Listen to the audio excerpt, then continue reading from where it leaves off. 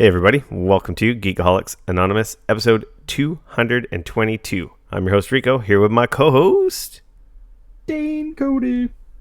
He's over there. For those of you watching, our second episode streamed live and direct to your ear holes on Twitch. Anyway, we get together once a week, talk about video games, TV, movies, and or whatever the hell we like. Welcome everybody. If you've never been here before, we usually start the show with some BS, which we are knee deep in now. Getting into some housekeeping, what you've been playing, our news section, public service announcements, and free for all section. Here we are streaming again. It's working. It's not breaking, and we got a couple of people here, which is fantastic. Thanks everyone for tuning in. We'll try to ignore the peanut gallery because this is a podcast. There are going to be people listening later. Yes. And they're going to be like, what the hell is going on? So, yeah. I got to avoid the shiny lights, focus, keep this stuff on the tracks, on the rails. Housekeeping. Obviously, follow us on Twitch, twitch.tv/Geekoholics. Also, join our Discord server for like offline chat where we discuss all things gaming and nonsense. Where we are offline, screwing around basically every day. Easy way to find that is using the short link bit.ly/gap discord. That's bit.ly/GAPDISCORD gap discord. bit.ly/gap discord. Do it in any browser. It'll launch you into our Discord channel. And I highly recommend you download the app because the app is awesome. It is a great app. It's good times. Besides that, do we have any more housekeeping? We've got I'm streaming on Mixer. Oh, Dane Cody. Mixer.com/Dane Cody. Well, you're not streaming now, so we get that. No. Not at this moment, no, but I will be later. Okay. Not tonight, but at a later date. Oh, and if you want to see this stuff, it's going to be on our YouTube channel after the fact. So tick that box this I time? have archiving turned on this week. More housekeeping. We have the Xbox Game Pass Ultimate 3-month giveaway going on still. Do you want to scratch the back and then just flip it over? Sure, here. Okay, here. Hold on a second. I can't do it. No, stop. Okay. That's right. That's for the contest. Yeah. Sorry, this doesn't play very well for our audio listeners, so I'll stop screwing around. But reminder, you can find it on our social medias. Make sure to enter that. That ends next week. And then we'll announce the winner on next week's show. Oh, Dane's got something in his hand. Or are you just holding it up? Or are you going to give yours away? You're not giving yours away. Shit, I got to use these, man. Yeah, I'm the one who got the big stack, so I can afford to give them away. Fat stacks. You could be Mr. Make it rain with your Xbox Game Passes. Speaking of giveaways, and a reminder from the chat, I haven't set it up yet, but I'll announce it now. We're going to have a giveaway for a set of 3 of those Zelda Link's Awakening 7-Eleven Slurpee Cups. I bought a couple sets. They're apparently Canada only. Yeah, I didn't know that. And apparently they're going on eBay for a pretty penny. So I bought a couple sets for the intent purpose of giving those away. So I haven't set up the contest. That will be in the podcast show notes and our social media when it's ready. So just keep an eye out on that. And I'll announce it on our Discord as well. So yeah, okay. I have 3 sets of those. 3 complete sets, so I bought 9 of them. So I'll be giving away at least 2 of those sets. I might keep the 3rd one, so we'll see what happens. And it'll be the same thing. Follow, subscribe. I'll do a secret password for like the big boost of entries, and I'll announce that right now. What should it be? Help me. For Link's Passcode? Awakening related. Ooh. One word. One word? Yes.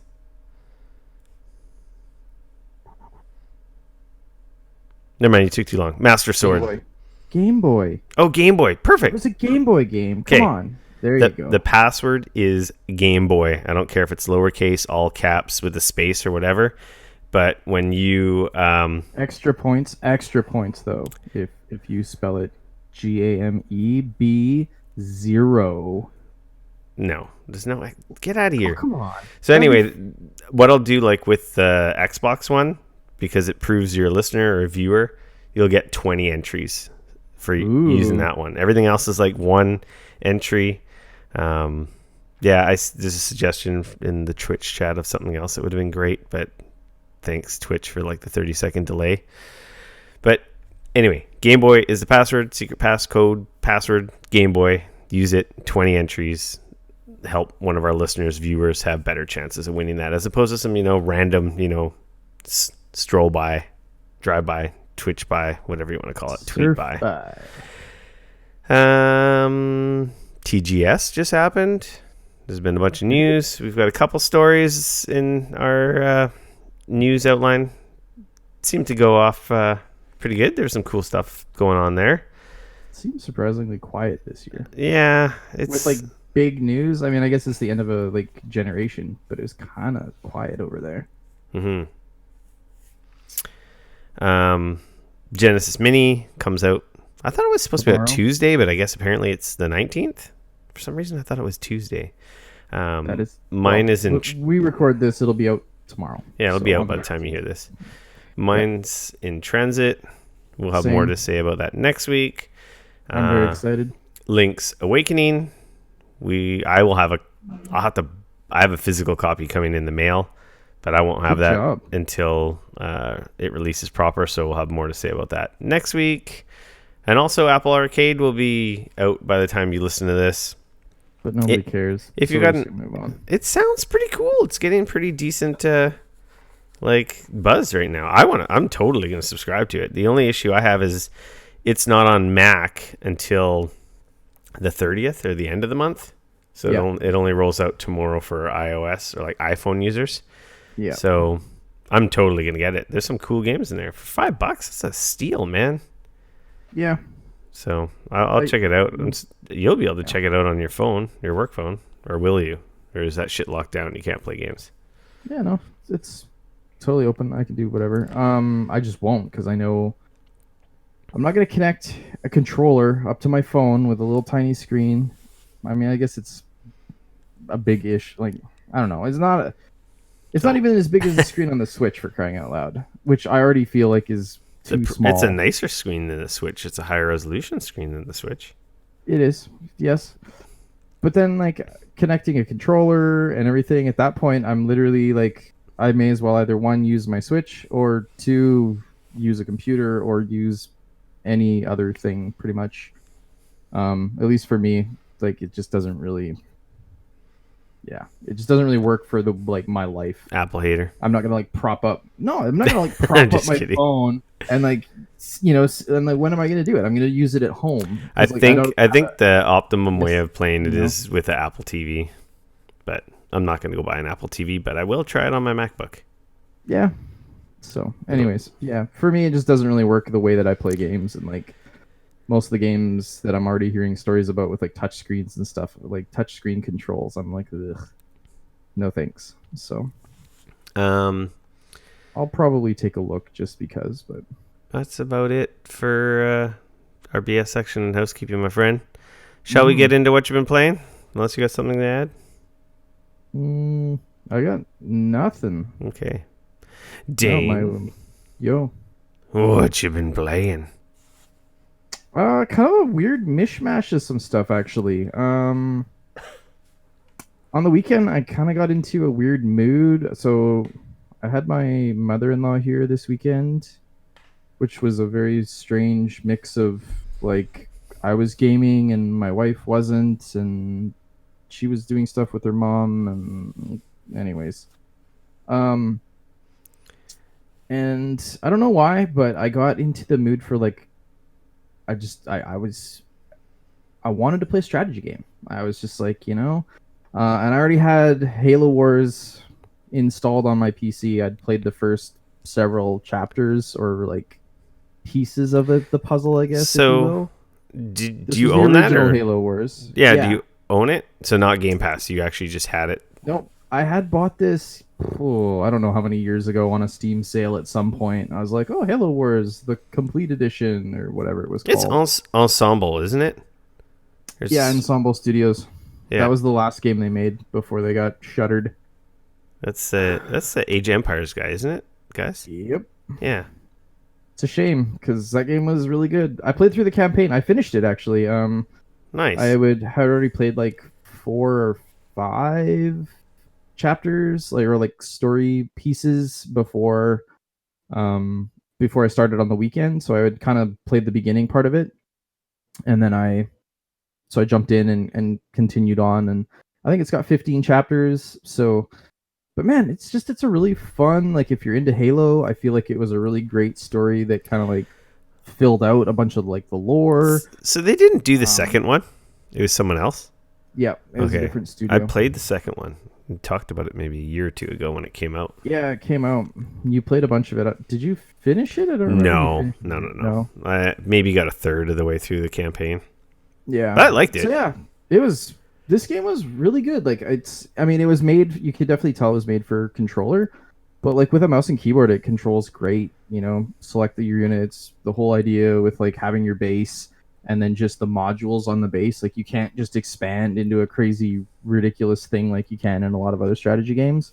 Um, but they do it in a smart way, and I really enjoyed it. It was a fun romp. I mean, you can pick it up real cheap.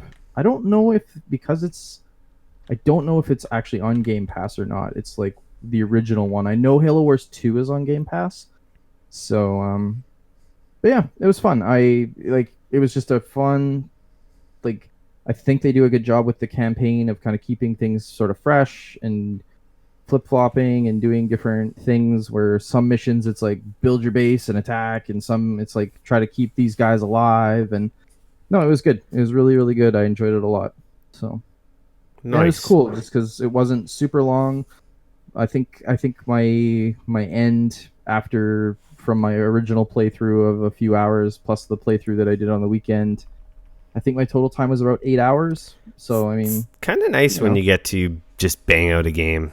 No, yeah, no, exactly. no grinding. No games as a service. No like Yeah, hundreds of it's hours. Before you scratch the surface. It's just like, hey, I beat a yeah. video game. It was nice. It was just like that was a great story. It was fun. I can uninstall it now and move on with something else. Yeah. Um, so yeah, no, I enjoyed it. It was good. Huh. Do you want to talk about? How's your River City Girls going? Oh yeah, you want to talk about that? I'm curious because Varsity like you Girls started it last. is awesome. I like it a lot. Still, I like it more. Yeah. I'm. Oh, that's I good. think I'm 3 bosses in. Okay. I got past that part that I was talking about. I was kind of stuck at. It's kind of like a little Yeah. little Yeah. bit of a jumpy puzzle. I wasn't quite ready for it, but it's actually quite easy once you figure it out. Okay. Fair enough. I've unlocked a lot of moves. I think I'm like level 14 or 15. Do you have any idea how like what the cap is or? No, I have no idea about cap. But like Oh, my starting combo, which used to be like a 3-hit combo, I think it's like a 6-hit combo now. I've got a nice. bunch of new special moves. It's a fun little beat 'em up. I wish it was had online multiplayer so I could like invite people or like play Right, because it have only has local multiplayer, right? yeah, Like, and that's where the like bosses are. multiple. The bosses seem a little tougher because when you're playing by yourself, Oh, interesting. right? So I So think does it scale up or down depending on if you have other people with you then, I don't or know are if you it sure? does, but I figure it's just easier if you have two people fucking pounding on one person. Because I know most 2-on-1 fights I've ever been in, the odds are kind of stacked in your favor. Yeah, yeah, that's fair. You know, two chicks can take down any guy or girl You're not wrong. quite effectively. Yeah, Yeah, it's a good beat 'em up, man. It's fun. It's awesome. The tunes are great. The humor is awesome. And like I said last week, it's super anime. yeah, Like totally. if you're into that, which is great. And it's got Right. the little RPG mechanics.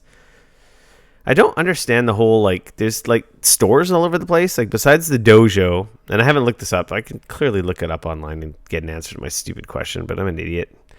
Um, the stores sell all Mhm. kinds of shit, but I think they're all like health for the most part. Like the food stuff just does health. But there's Okay. other items in other stores, but it doesn't tell you what they do. But I have an inventory with items which give you buffs to damage and whatnot. Dude, you just got to start buying that shit and see what happens. Yeah, but Where's your sense of adventure? you don't get a lot of money, and when you die, you lose money, which is kind of annoying. So depending Well, how much, sounds the like more money you have, the more you lose when you die. right. So it's Is not. it one of those things where the more money you have, though, the more money you make? I don't think so.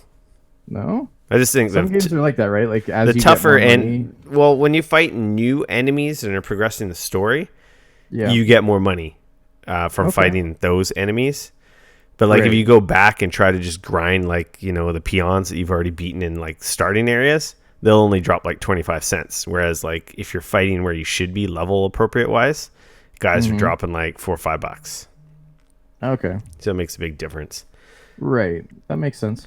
But yeah, it's your standard beat 'em up. I talked about it last week.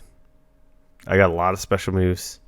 It's got a pretty big, there's a lot of options for fighting. Block, you got a block, you got a counter. Nice. I got a dragon punch. I got Hadouken? yeah. No fireballs.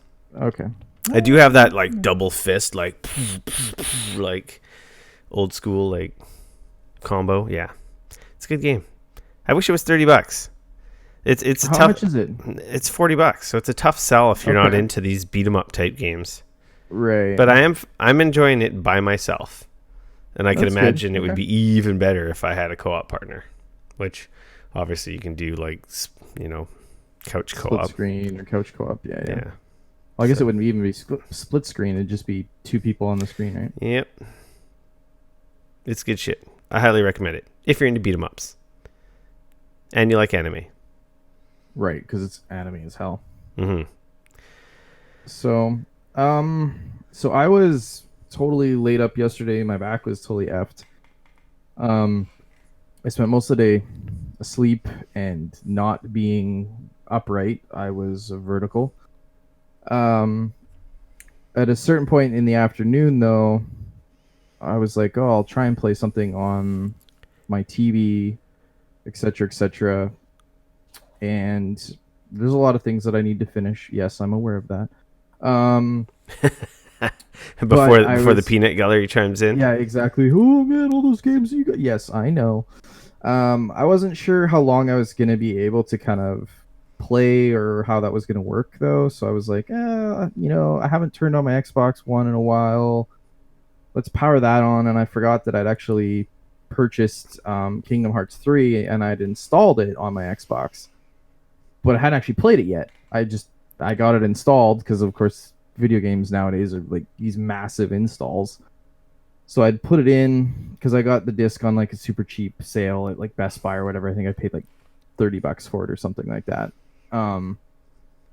So anyways, that was in there. So I was like, oh great, I'll start some Kingdom Hearts. That seems, let's give that a shot. That is some kind of video game. My wife came home and she was like, what is this? I'm like, oh, this is Kingdom Hearts. And she's like, oh, what's going on? I'm like, I have no fucking clue. None. And I even watched all the videos beforehand. Like the story so far. There's like a whole bunch of books. There's like 5 of them. And Yeah, that's like, right. You at the watch start the when you're kind of picking Yep. your class or not your. Is it your class? I don't even remember. I don't you're know picking. what the hell it is. But yeah, there's a whole bunch of flashbacks. And it's like I don't know who any of these people are or what's going on. And like it's presented so poorly that it's like it's not even really a flashback. It's just like, and I mean, like, don't get me wrong. Like, I played part of probably about half of the original Kingdom Hearts game. I think I actually years beat ago the when it first first one, came but out. I can't remember Right. because it was so long ago. I don't think you were even born yet. I wasn't born yet. I was definitely born. Yeah, I'm just joking. Obviously. Yeah. But man, what a convoluted mess that shit is. Wow. So apparently there's a dude, there was some heartless, there was a guy that had his heart removed and he lost his memory, and then he got his memory and then he got split in half, and then somebody else had half of his memories, but then he didn't have any memories, and then there was other heart, and then there was 3 friends. I don't fucking know what the hell happened. I don't know, man. So anyways, Nobody I'm playing does. Kingdom Hearts 3. There's also 3 intro movies that you watch. It literally goes through a video, and then you get Kingdom Hearts 3. And then there's a whole nother video that's like more or less the same thing as the first video, just with like different mosaics and music and shit. And then again, Kingdom Hearts 3. And then you get another intro, It's and got some like stuff the happens. triple intro. Yeah, and then it's like Kingdom Hearts 2.9. Ha ha ha ha ha ha ha ha. I'm assuming that's a joke for like how long this game I took to don't come remember. out, I don't remember that. mixed with the like fact that there was Kingdom Hearts 2.5 and Kingdom Hearts Remastered 2.7 and all this other bullshit. And So after birth and after sleep and that's after so this and this and anyways. that. So I started Kingdom Hearts 3. No fucking clue what's going on. I'm a dude. I got told that apparently I lost all my powers and I have to go get them back. So Donald and Goofy are with me. I went through a portal. I like dropped in on Hercules, and Hades is trying to wreck some shit. He's like unleashed the Titans again. So then I got to go help Herc save some people in Olympus, Hercules. Athens, and shit. I just finished. So essentially, I finished my playthrough. I took on one of the Titans and I won because of course I do. And that's kind of the story so far. It's fucking. I have no idea what's going on. Yeah, you fought the big stone guy right up on the cliff. Yeah, and I think I was about 3 hours in. I think that's about as far as hours. I've gotten too. And I've meant to go back because my daughter kind of liked it. I find the combat's not bad. Like it's like an action RPG. You've got attacks on. You've got your attack button. You got a block button. You got a dodge. Well, your block and your dodge are kind of the same thing. It's a whole air combat system. Yeah, there's like kind of a weird. They do a really piss poor job of explaining any of that stuff. The more or magics. less. Yeah, the magic like. There's like a whole thing where like you can stop and you can like select on the D-pad. You can select down to magic, and then it'll literally pop out. You're in the middle of a battle. There's shit going on all While you're around. trying to mess with menus. It doesn't slow down or anything like that. And it'll like pop out magic, and then you'll have your spells, and then you select a spell, and then the next time you attack, you will do that spell. Yeah, it's super clunky. The Final Fantasy VII remake system is like that, but it's a little. It's a lot. So here's the thing: you get around that because you can create hot buttons. So then when you hold down the left trigger or the left bumper, it will pull up, and then you can hit any of the 4, and it will do that action. So if you have magic or if you have an item or whatever, then it will do that. So that makes that stuff a little bit more useful. But initially I was just like, wow, this is clunky as fuck. Like, this is weird. It does feel weird until I got used to it by the time I was at the boss, and I'm like, hey, this is not too bad. I find the movements a little odd. It's very loose. Yeah, but it's fluid, but then the way his feet move, it's really weird. It's the way Kingdom Hearts plays. Yeah, no, I get it. That said, like I'm enjoying it. I'll probably get I'll do another kick at the can. We'll see what's going on. I'm kind of curious. I should play it some more since we're at the same spot. I should play it some more with my daughter so we can chat more. Yeah, I just like I don't know. Like, I mean, there's a huge amount of people out there that like freaking love those games, and like when this game came out, they just like lost their minds. Like, Kingdom Final Hearts Fantasy 3 style. is the best game ever. Kingdom Hearts is the best series ever. Who just said that? I did. Oh, I don't want to piss off the crowd. Oh, okay. The Kingdom Hearts crowd. They'll burn down your house and murder your family. Yeah. The Kingdom Hearters. Yeah, so like I said, sorry, this is a super ridiculous story. It's funny. I know one of our listeners was saying like his wife looked at it and she didn't like it because she was like, oh, the Disney stuff doesn't really do it for me. I'm kind of the opposite. I'm in it because the Disney stuff's rad. Like all the worlds and stuff, like being in Athens and like cruising around and seeing all the stuff from the Hercules movie.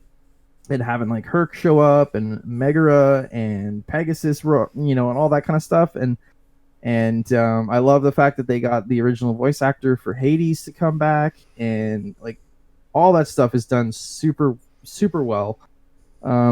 Like I said, we'll see kind of where it goes, and if it can kind of get its hooks a little deeper, and if it kind of like clicks a little more, then maybe it'll shoot me further. We'll see.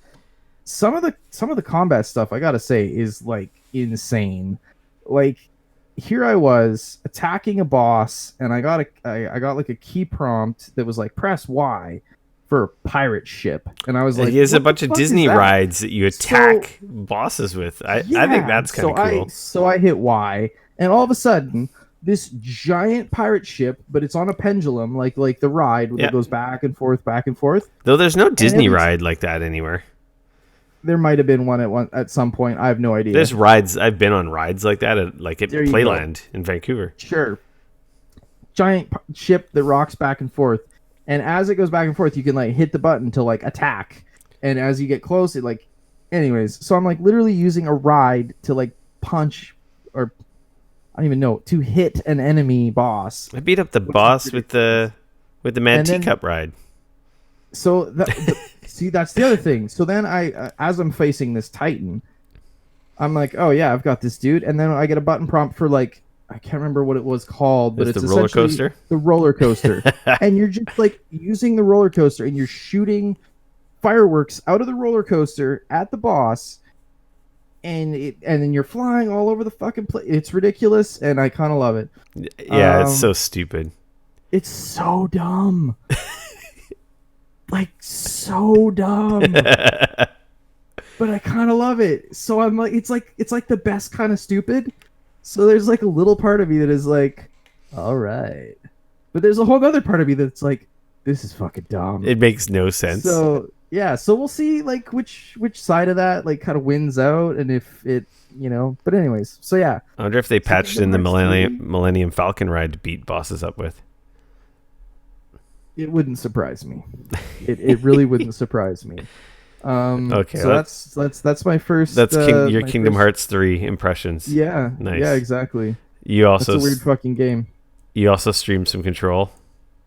I did. I streamed a few hours of Control on Sunday. Oh, you were on for a few hours. I checked in for like a split second. I forget what the hell we were doing on Sunday. Oh, we had a birthday party and some other shit going on. Yeah. That game's still really good. Like, I don't have too much more. I found there was some side so like I'm started to unlock some of the side missions and stuff like that now. And what I'm finding, so near, I don't want to say near the beginning because it wasn't really near the beginning, but once the game started to kind of open up a little bit, I had a section where there was like, hey, go, head down here and check this out. And it was like a little side quest thing that popped up. And I was like, well, maybe I'll come back here and I'll check that out later. I'm not going to worry about it right now. So I continued on.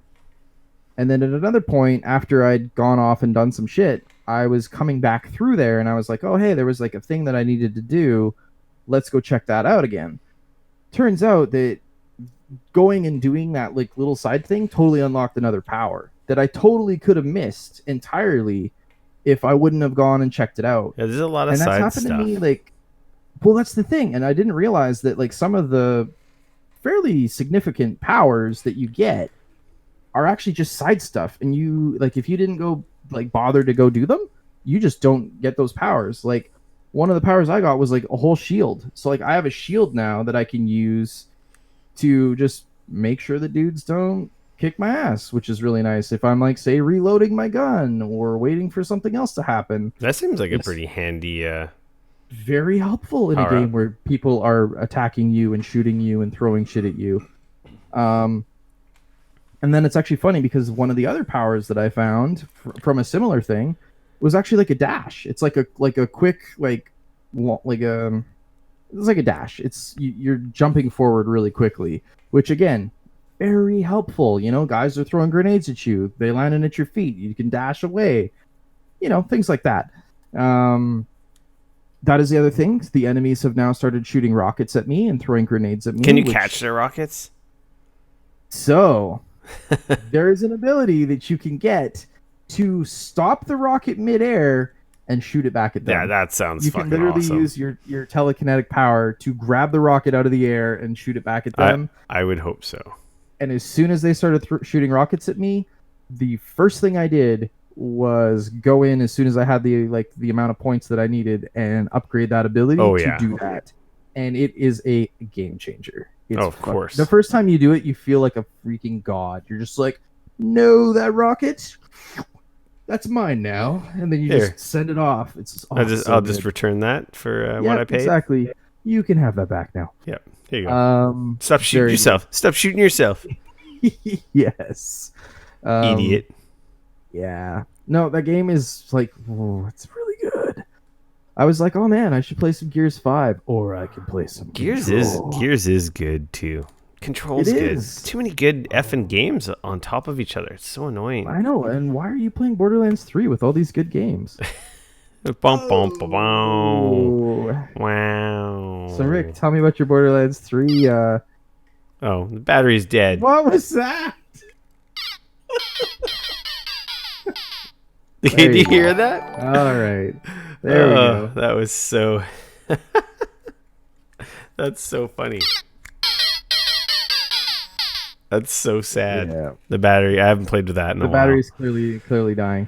But we got the I got these from Japan actually. They're little sound keychain thingy, but they're all like the Super Mario and like NES like game sounds. Let's see if this one your works. Borderlands experience now. That one doesn't work. I need new batteries. That was supposed to be the Mario coin. Ding, ding. It was like sounded like mutated.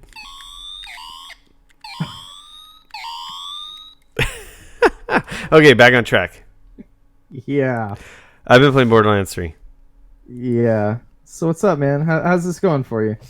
Borderlands Give me- 3 give is me like the most amazing thing details. ever. Oh my god, it's so awesome. Everybody go buy it right now. I know you're lying. It's more Borderlands. Yeah. I'm kind of disappointed because I haven't been able to play as much co-op as I would like. Me and Teacup's schedules just aren't like lining up. But I'm liking what I'm playing, but it is more Borderlands. There hasn't been a lot of like amazing new innovations. Like they haven't stolen any ideas from some of the other shooters that have come out in the last 8 years or 7 years since, I don't know when Borderlands 2 came out, but Dude, Borderlands 2 came out in 2012. yeah, so that was a while ago, 7 years ago. Yeah. Yeah. There's some A lot has happened in the video game landscape since 2012. There's some new, like they have added mantling, which is kind of nice for getting around the environment, which changes the movement a bit. For sure. Obviously, you got the same Borderlands, mechanics with the vehicles. There's different vehicles. You can upgrade the vehicles. Right. You got your whole skill trees with the different classes. I've only played as Mose, which is like the gunner, who like summons in like a big mech suit, and then you just kind of go ape shit. But at first, I wasn't very impressive. I was like, this seems all right. But then like I've upgraded it now, and I've got like rocket launchers. You can customize the loadout of the weapons on her summon. Iron Bear is what it's called. And I have like the minigun, because who doesn't want a fucking minigun all the time? You know, the spinny like. And then on the other side, I have a rocket launcher. You can get a flamethrower, a railgun, and you can like change it as well. But I'm kind of committed right now with the trees that I'm in. It lasts a lot longer than it used to. I'm like level 11 or 12. So you get perks that you can increase the fuel so that she stays in it for a lot longer. Sweet. That's good. And it does more damage, and it does all kinds of like bonus stuff to like splash damage. So from the rockets, I'm finding like when I jump in it now, like I really wreck shop with it. So I'm kind of happy. At first I was like, I don't know how I feel about this thing, but now it's a little better leveled up. Right. Sounds like some of the other classes might be a little funner. She's recommended as like your solo like class if you're going to be playing a lot of solo, because of the suit. Obviously makes her pretty tough and can help when you're in a pinch, when you're getting totally like overrun with enemies. Hmm. I want to try Flack, the Beastmaster guy. Apparently, he sounds really fun. Interesting. I'm hearing not good things about him from Oh, some other weird. people that were playing. That most people, I'm most places hearing I've been say he's the best. that's the one that Jeff Giant Bomb's been playing. He's Yeah. not been a fan. Yeah, he I really heard doesn't seem to like the game at all. I seems to like it fine. His thoughts mirror more or less my own, I think.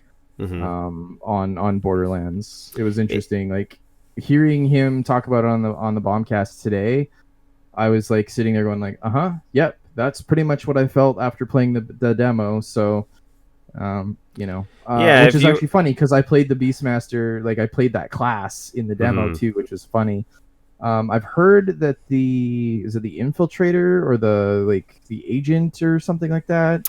Apparently, that class seems pretty interesting. Mhm. Um, I can't remember his name. yeah, There's a and siren. the operatives, maybe that was what it called. I don't know.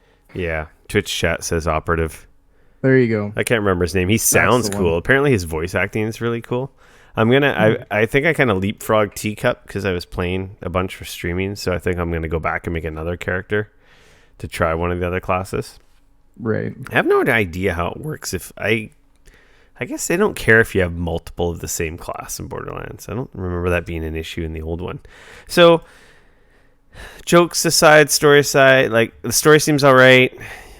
There's different planets. You get on a spaceship. Your spaceship's like your town hub with all the different vendors and stuff, which is kind of cool. Mm-hmm. I'm enjoying the game. I liked Borderlands 2 a lot, and I'm enjoying the game. Um, it's just I was hoping they were going to add some more stuff to it. Right. I've had a few bugs. It doesn't run necessarily good. I've heard that it runs really poorly. Like it's so up and down. I had to go in and customize a bunch of stuff. Like some of the effects like really hit the video card hard because I want to get like over 100 frames just for like this super smooth experience. I can. That's the thing. I can get up to 120. Right. But then when you get into the game, it drops because of like a bunch of the like volumetric fog work. and some of the lighting stuff is just I don't know if it's just poorly optimized. I don't know. Anyway, I've been tweaking with stuff. I've got it running quite well. When I was streaming yesterday, like I got it pretty good. It does a weird. My issue with is it does a weird. Teacup's complained about this too, and he's got like a pretty beefy computer with like a 1070. Yeah. And he's only running 1080p, so it's even easier for him. I'm at like 2550 by 1440. You're doing that. When I'm not streaming, I play ultra wide, but the ultra wide support in this game's effing terrible. It's just bad. Like it supports ultra wide. None of the cutscenes are ultra wide. All the when it comes to a pre-rendered cutscene, it doesn't even do like 16 by 9. It's like glitched and it's like cut off. It's like it's off center. So then you get like 2/3 of the pre-rendered video on ultra wide. It's just messed up. Yeah, it's just bad.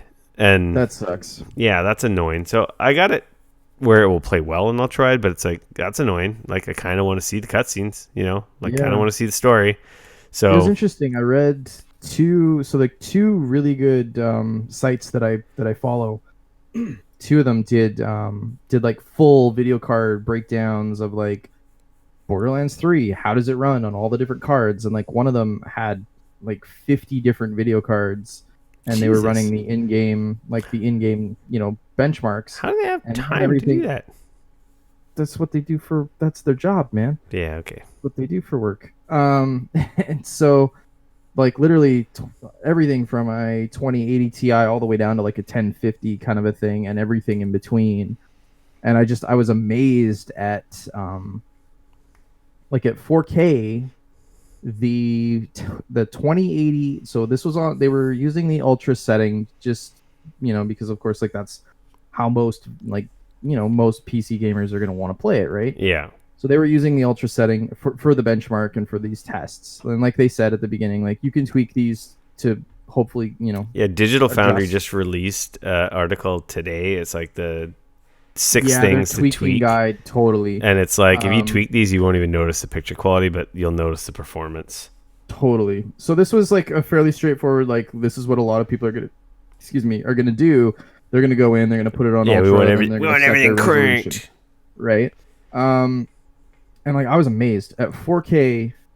The 2080 Ti was getting 49 frames a second Yeah, in this Borderlands just 3. it's not That's optimized very well. insane. That's No, insane. it's bad. At 1440p, which is the resolution I game And at, that's what I game at. my video card, according to like with their rig running at ultra, and like you Yeah, said, we can be adjusted, but at least in the benchmark, pulling 55 frames a second, I and believe like, it. and your video card, like the 1080 was essentially the same. I think it got one frame more than mine. Yeah, So like it just it's some of just the it's I don't know, like they some of the I'm effects are just hoping so maybe poorly they'll like optimized. push out like an update that will I'm clean up some of sh- that stuff, I'm sure but it'll get better. I like I said, I turned stuff down. I'm well over mhm, 60 frames, like that's no good. problem. So it's playing very Yeah, yeah. smooth. But the weird thing I'll say, and this only applies, I think this only applies to PC. I don't know if it applies to consoles. There's a Mhm. weird stutter when you zoom in on scoped weapons that is really fucking annoying. That is not just on PC, unfortunately. That is Yeah. a complaint from a lot of It's people fucking on. annoying. And I don't know if it Apparently, has the to. menus are really bad as well. I've heard PC and console players saying like the menus to like load and go through the tabs and stuff. It's just not smooth. Like Sometimes it's it hitches a little yeah, bit. There's some just weird hitching for sure. I have a yeah. feeling when you zoom in and it hesitates, all the guns have like animated like sights, Mm, like where the sights draw in all animated and stuff. And it's right. like, Yeah, I yeah. imagine there must be just some bad up texture loading or something there that causes that hitch. It's really annoying. It Fair kind enough. of ruins using sniper rifles. Ugh, But yeah, I don't know. I was that's thinking tough. about putting it on my. Right now, I only have it on SSD. I'm wondering if I put it on my NVMe drive, if it'll work better. But that's the thing. Is like at first I was like, oh man, Doubt it. maybe I do need the new PC. But then it's like everyone on the internet's like, nope, this is just not optimized good because I have the top of the Not line your best PC. machine possible and I have tons of issues. So Yeah. that's good and bad because it's annoying when you're playing a first person shooter when it has hiccups because that's Yeah. nobody wants that. No. I don't mind the story because I'm a 13-year-old professed man child. I find it Okay. kind of funny once in a while. Sometimes it's cringy. Yeah, I've heard Um, the writing is pretty bad. I wouldn't say it's bad if you overanalyze it. Like if you want to be all mightier than thou and whatnot, it's bad. But if All you right. just enjoy it for what it is, it's fine, and it's kind of funny sometimes. So I don't totally hate it. Some people I think are just hating on it. Like I think Jeff is like over hating on it a little bit, but whatever. That's If you're fair. not a Borderlands fan, this does not do anything to change the recipe. No. I think Twitch, that's the thing though, right? Is like if you would with have the amount of expected with this time, much time, yes. that's the thing, right? Like 7 years in between releases. Like if this would have been the Borderlands game that got released, in say 2014, 2 years after Borderlands 2, I think that this sounds like a great, like you said, a lot of quality of life things. Like it looks a little better, like new classes. Like this is exactly what you kind of probably would have been happy with. But 7 years later, you kind of expect like, okay, like they're gonna take some of the things from, I'm not saying they need to make it Destiny or they need to No, make it because it's not a anything, but like Destiny game, right? no. But like you would think that in the time since they released the last one, they would have looked at the environment and been like, man, these guys are doing that. Like that's smart. We should, and like just you take all the little things that are like that you would expect and put it into your game. But instead it just seems like they were very much like, hey guys, you remember that Borderlands? Like we should do that again. Okay, yeah, let's do that. And that's what they did, right? Yeah, and not, Um and they which did like but add. that's the thing, like if Excuse me. sorry, if you have like a game like take like for example Assassin's Creed Odyssey and the game before it Assassin's Creed Origins, like I I had played and I was okay with a lot of the Assassin's Creed games. I wasn't the biggest fan of them. I played a few of them and they were like, they had issues. I was kind of on the fence. Origins came out, holy shit, love that game. Like it I went from being an Assassin's Creed fan to like, I hell give yeah, a shit like now. I love these games. They're great. I'm enjoying Yeah. the shit out of them. And like I feel like with 7 years in between, like Borderlands had an opportunity here to not just like cater to the people that were like, that enjoyed Borderlands, but to also bring in people that maybe thought the old ones were kind of and they had that opportunity. And I feel like that's, I think, where they really missed the mark, right? Like, if you Yeah, weren't like really a fan of the old ones, there's nothing here that is going to change your mind because um it's those games, right? Twitch chat reminded me that the shooting, I do feel like the shooting is a lot better than the second one. Okay, There that's is good. more, like there is more you notice more effect of your shots on enemies, like shoot guys in the legs, they fall down, or straight up crit and blow their freaking legs off or their arms off, which is kind of cool. Okay, You could literally blow guys in half, which is pretty awesome. The headshots, popping guys' heads off. It is still an RPG shooter at heart, so there's a lot of numbers flying off and crits and whatnot. And for sure. you're not always necessarily one shot in an enemy, with a sniper rifle. Yeah. But when you do those crits or those mass damage with weapons, you can really see it on screen. You'll have like dismembered bodies with spines and stuff, so it's a little graphic. Lots of Okay. blood, like Yeah. tons of bloods, tons of guys gibbing, which is kind of great. Right. So I do feel like that does feel, not bad. So I do notice that the physics and the effects and shooting enemies is quite noticeable. So playing with a mouse and keyboard versus the controller that we played Oh with God! Max, Oh my that's God! huge. Okay, It's so much better. Yeah. that's Like good. I Because would that say maybe with a controller, it's probably the rumble and stuff is kind of nice, which probably makes the guns feel like they have more impact on the consoles, or even if you play with the controller on the PC. PC. But I do feel for how hectic, because it can get quite hectic. A lot of enemies on screen, a lot of shit going Yeah. on. Where I'm sure if I played with a keyboard or a controller a lot more and got used to it, it'd be fine. But we're so used to playing our shooters with mouse and keyboard. It does feel great. Just gotta Yeah. get those performance patches. Get rid of the hiccups, the little stutters every once in a while. You know what it is? I feel like I have an SLI set up again. It's like that micro It's stutter like every the once in a micro while. stutters. Yeah. Yeah, that's what it feels like, and it's kind of annoying. That's really frustrating. It wasn't so bad yesterday when I really like tweaked the settings and stuff. It was still happening, but not to the degree of Right. when I was trying to run everything on ultra and high.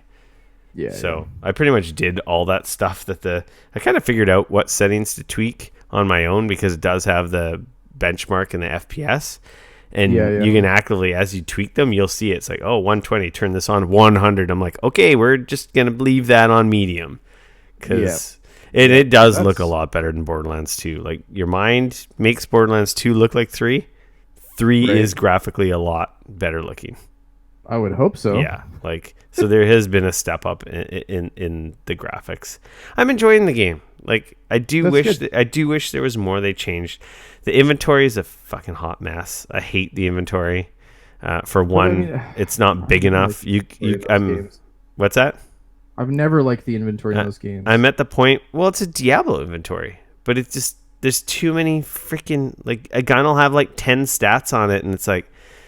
And then there's like a gear score now or an item score now on the weapons, but then like I'll have weapons that have 200 or like a way higher item score, and I'm using a gun that's like 50 or 60 less, and it's more powerful.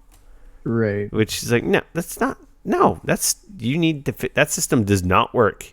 Yeah. Higher item level should be a better gun, straight up. Like, I shouldn't have to do any other calculation. It's just all the perks and other mods are like bonus. Right. But like, it doesn't seem to work like that.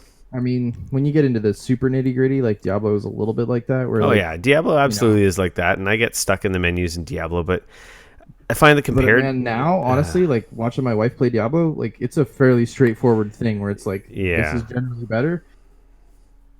Like you said, right? Like it is. It's confusing. Like, I assume this is better. I put it on, and I'm like, this feels weaker than the gun I just had. That's way lower item level.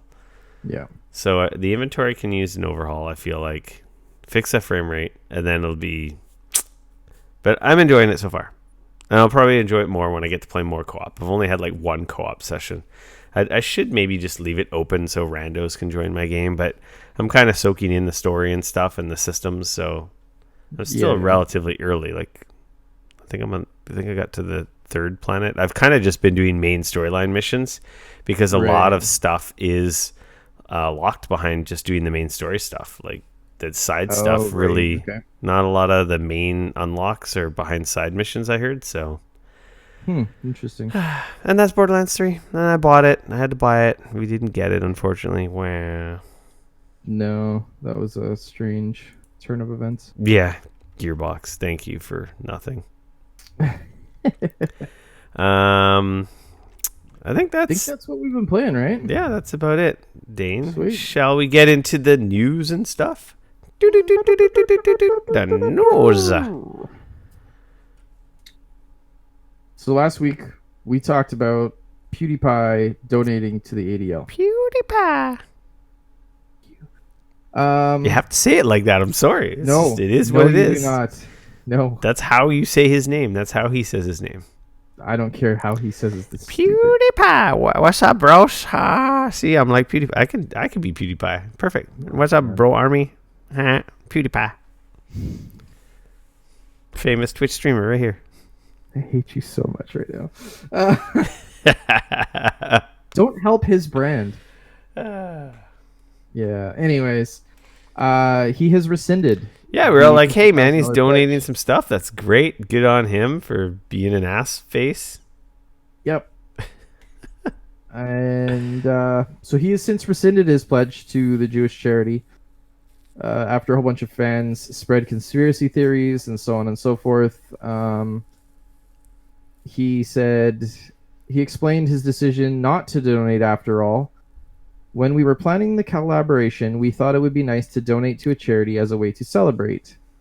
He's talking about his $100 million or 100 million subscriber, like, that's the thing they're celebrating here.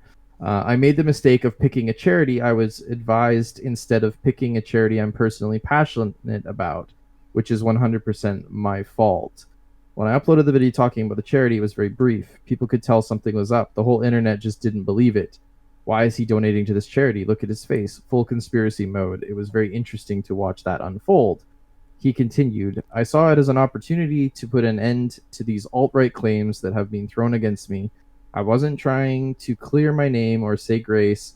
If it was, I would have done it years ago. But after the Christchurch tragedy, I felt the responsibility to do something about it. Because it's no longer just about me. It affected other people in a way, and I'm not okay with that. I've struggled to figure out how to do that, but this was not the right way to go about it. I knew it wasn't perfect, but I also didn't know a lot of things that surfaced throughout this whole thing about the charity that doesn't fit at all. So I understand why people had concerns about it. These are things I would have known myself if I had just taken my time. It really doesn't feel genuine for me to proceed with the donation at this point, and I instead want to actually take my time and keep the intent that I had, but do it with the right charity and doing it properly. I just wanted to make that clear. I'm sorry for all the confusion, and I'm sorry for messing this up. That's what I do. It's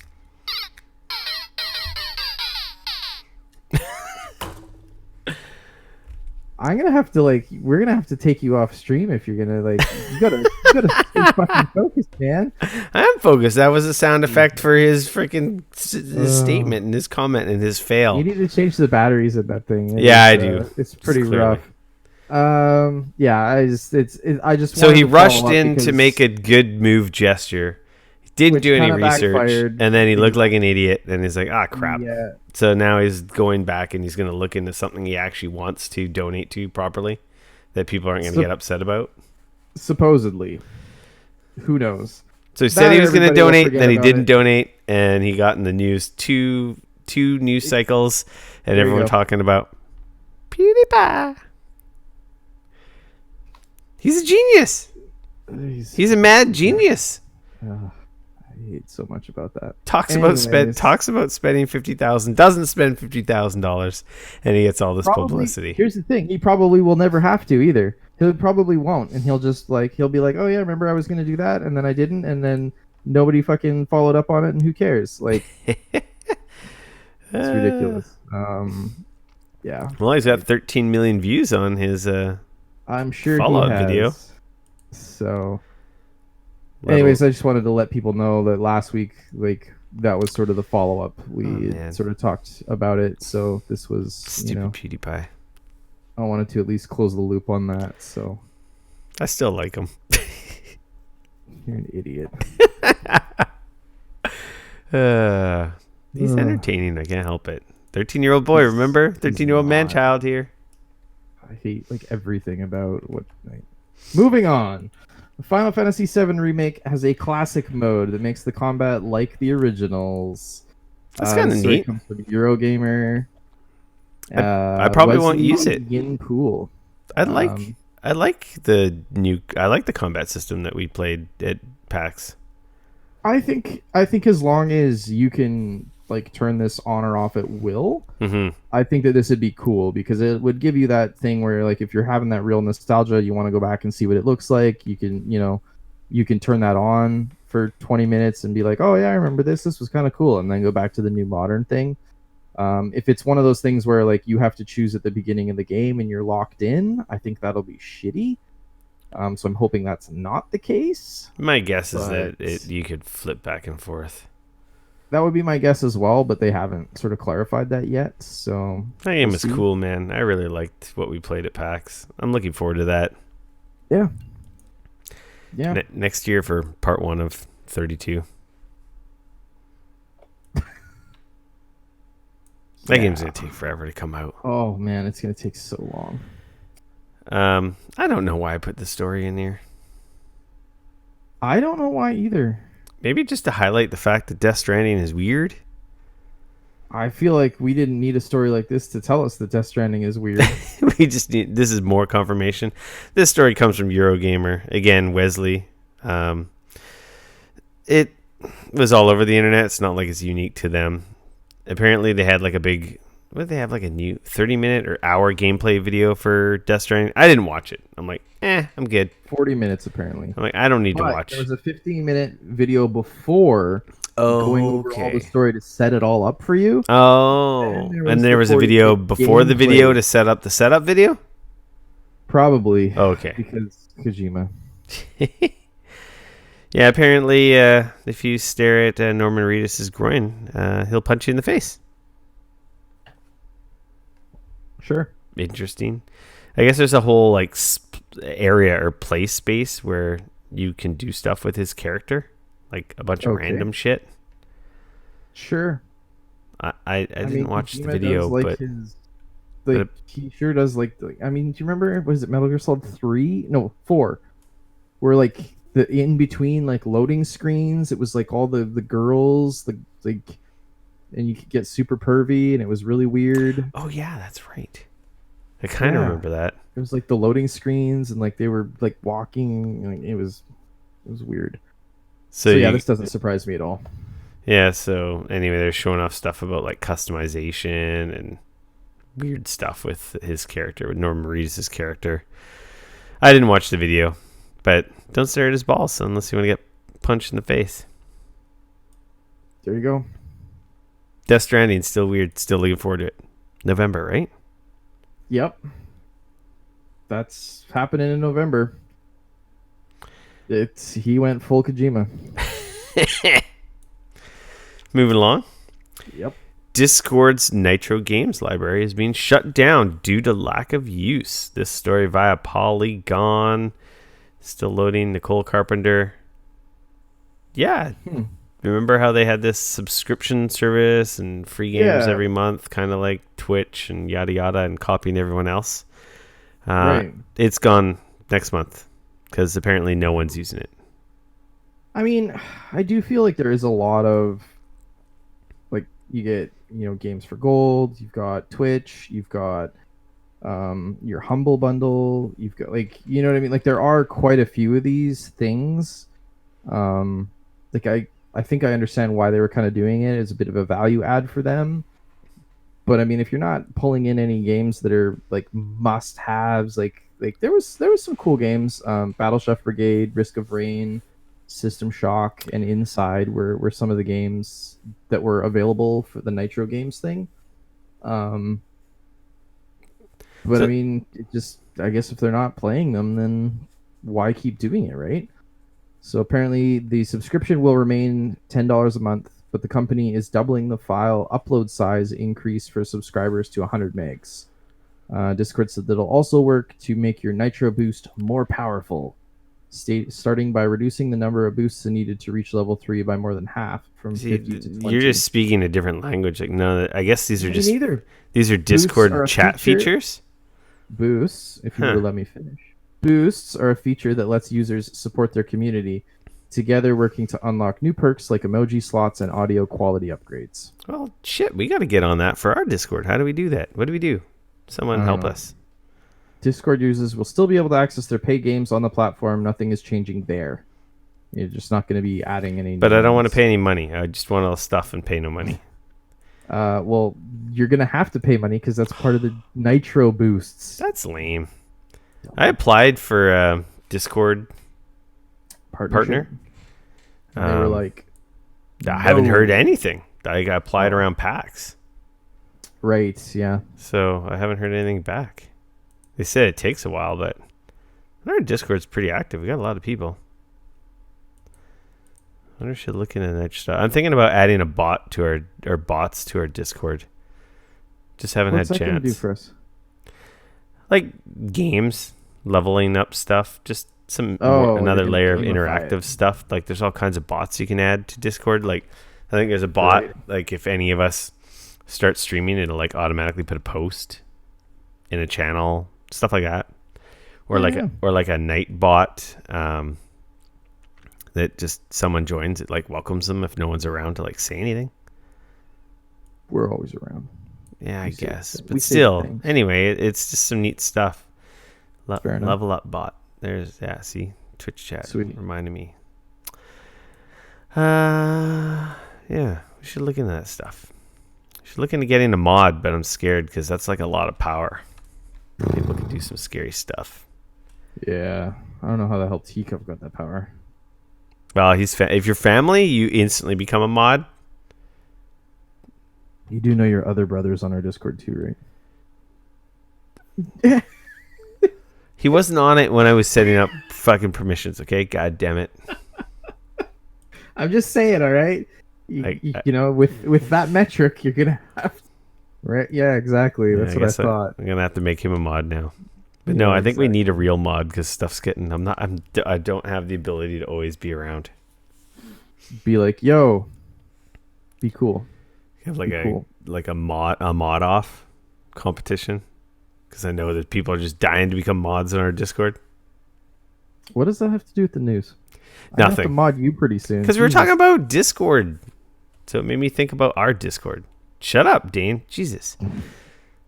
Moving along. Borderlands 3 PC gamers dump on the game in Borderlands 2's Steam forums.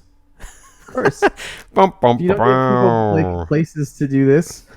They're gonna go somewhere, right? Well, yeah. There's no forums on the Epic Game Store. Hey, weird. Yeah, that's by design. Like, I think it is. Well, it is absolutely by design because they don't want review bombing. They don't want the toxicity of forums. Exactly. They don't want to have to deal with it. Then you got to deal with people, and you got to deal with moderating it, and all that, right? Besides the Reddit. Yeah, they really have nowhere else to go, so they're going to Steam. This story comes from... there's literally official forums at Gearbox. Gearbox has official forums. Go there. It's funny why they would go to Steam. Go to the source. So, this is from Polygon by Owen S. Good. Yeah, talking about, the bugs, some of the stuff I talked about, yada, yada. Anyway, that's just... There's literally people asking for help in the Borderlands 2...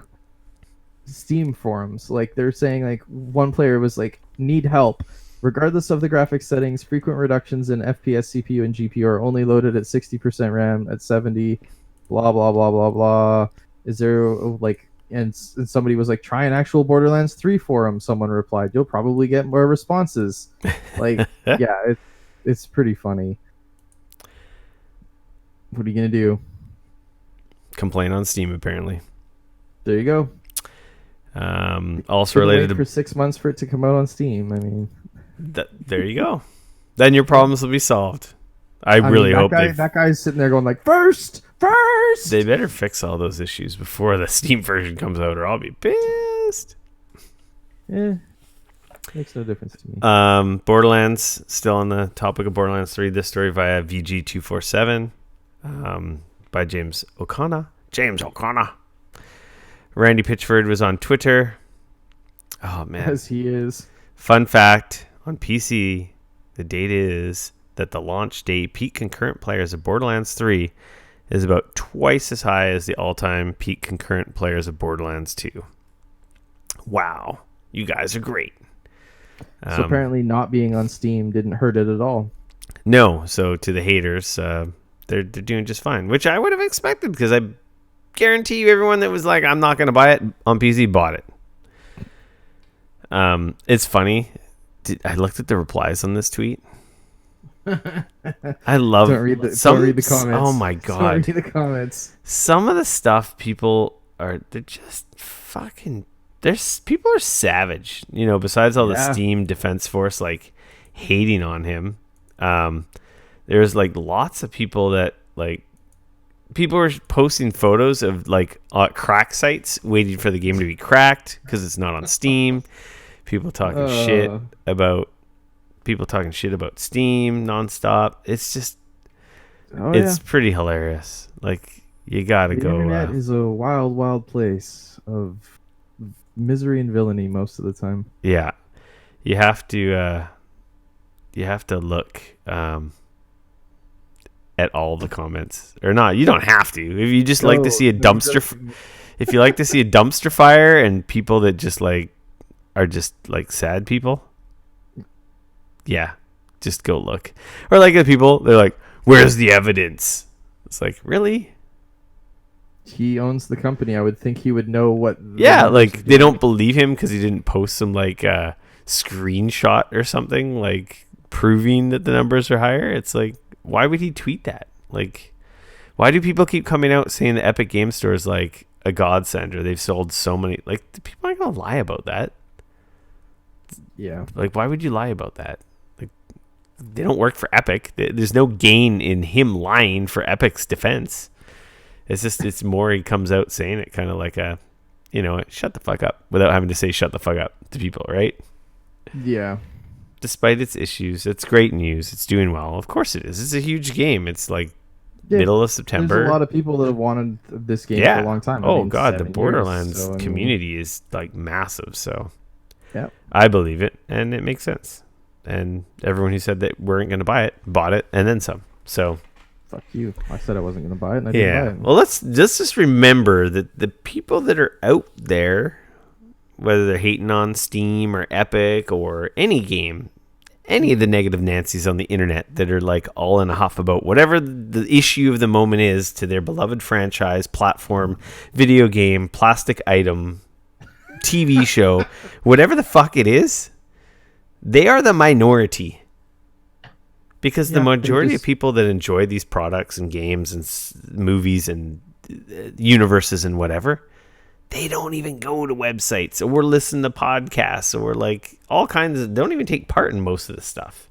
Yeah. No, and that's the major game buying. Like, move on with their life. Yeah, this is the major game buying or movie like consumption, comic book consuming, like, people out there. Like most of them don't even have time for this stuff.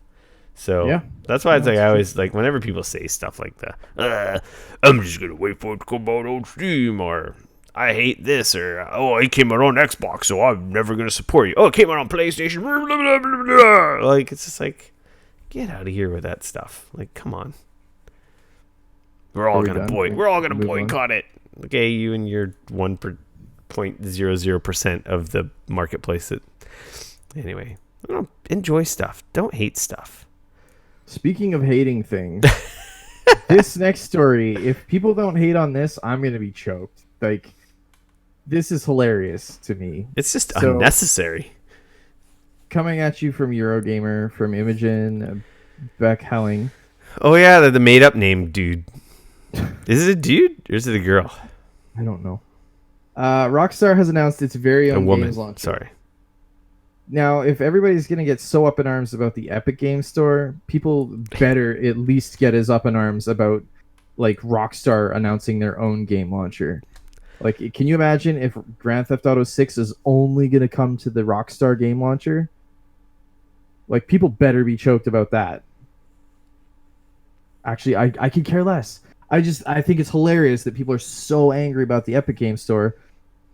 And is this are we going to see the same hate for Rockstar launching their own game launcher?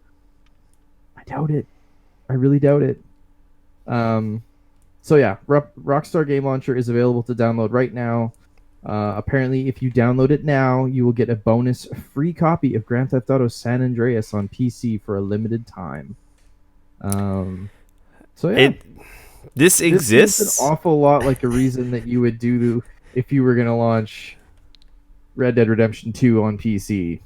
or the next Grand Theft Auto. I don't think that they're close enough to announcing a new Grand Theft Auto yet.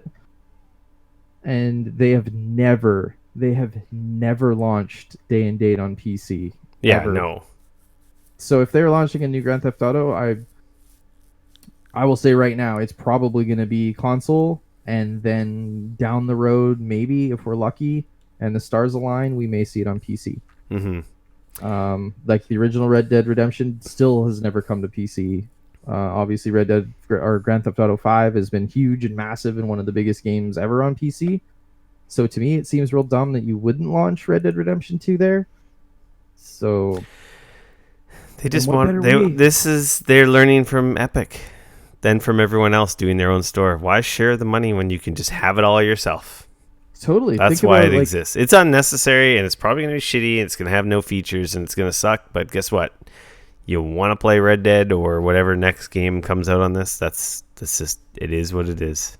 I think that they just realized like, man, why give 30% of our commissions Yeah, I wouldn't for give all of our man. game like to If, like if Steam or anybody eBay else, charged me 30% to sell my shit on eBay, I'd stop selling shit on eBay. Yeah. Like forget that noise because nobody does anything to deserve that. And So by the way, for those of you watching the Twitch chat,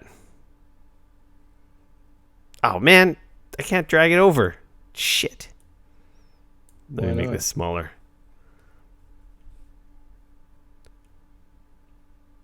She is real. Imogen is a woman. Yeah, that's what I said. Imogen. For some reason, I thought that was a guy name.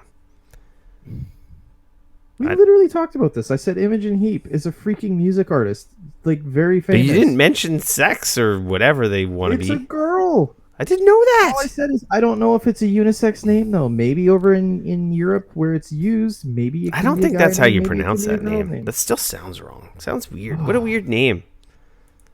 Why do that?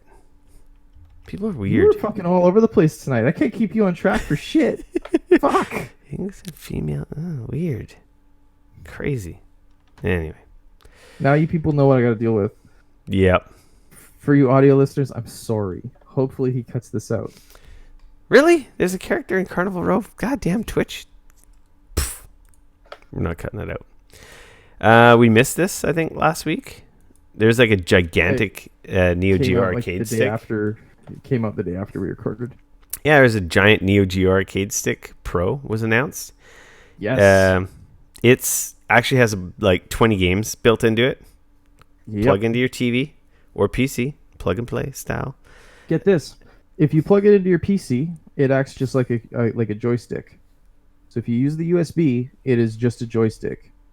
If you plug it in via HDMI, that's when it turns into its own console.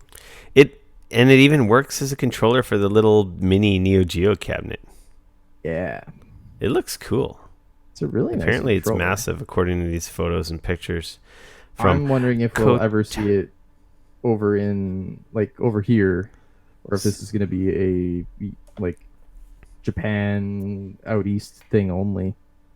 They also have not announced what 20 games are going to be on here yet either. Yeah, so this story comes from Kotaku, Brian Ashcraft. It looks neat. It looks a lot better than a big stupid Capcom fucking logo. Sure it does. It looks like a nice like control pad. Mm-hmm. Will I buy this? I don't know. I don't have anywhere to put it. It does look very large. Like it looks. But then you can use it as a controller, fighting games. That's handy. Yep. Does it work? But that's only on PC though, right? If it worked with the consoles, that would be pretty cool. I don't know. I just know it's like directly That's to the TV or PC. no price, no nothing. No. Looks cool. Mm, Um, No word. Like I said, no word on if it's coming no. out here or not. This next story from IGN. Alicia Judge. Toxic Dota 2 players are being hit with 19-year bans. Hell yeah. Yeah, you can be a douchebag. Out of here. They gone. No, that's safe. No, out. You're fucking out. You're done. You're done. Like, you'd be dead like these skeletons on my shirt. Yeah, no. Get that crap out of here. Cheaters, douchebags, whatever. Like, yeah. It's too bad it wasn't easier to, like, track down and deal with all these people. So, yeah. Steam is banning people for up to almost 2 decades, which is pretty crazy. Yeah. The bans are a result of an update to Dota 2's ranked matchmaking, which made clear that the game will now punish smurfing, role queue abuse, and those with low behavior scores. It's kind of funny that I don't know. I was just listening to a podcast recently where people were smurfing in the Dotas. Funny enough, I guess they probably won't do that anymore. That was the Rebel FM podcast. Yes, talking about smurfing in Rainbow Six Siege and in Dota, they were talking about it in Dota. So yes, because they have some friends that are really good at the game, and they were slumming it with like multiple accounts with like no like. Yeah, anyway, the Smurf just account, destroying. Just to feel like a badass for a little while. Yeah, that's not like. I guess smurfing's not so bad, but doing cheats is bad. No. Or if you're just super toxic all the time, yeah. Like if you're just an like, asshole and nobody wants to play with you, then it's not fun. That sucks. Yeah. So good on them. Hopefully more people follow suit and do that as well. Yeah. Google announces a new Stadia edition for pre-order. This is via IGN. This is what happens when you sell out of the Founders Edition. Jonathan Dornbush. The Founders Edition is not sold out in North America. It's sold out in Europe. It's near being sold out here. I thought I saw a tweet earlier that said they were sold out in the US, but they were still available in Canada.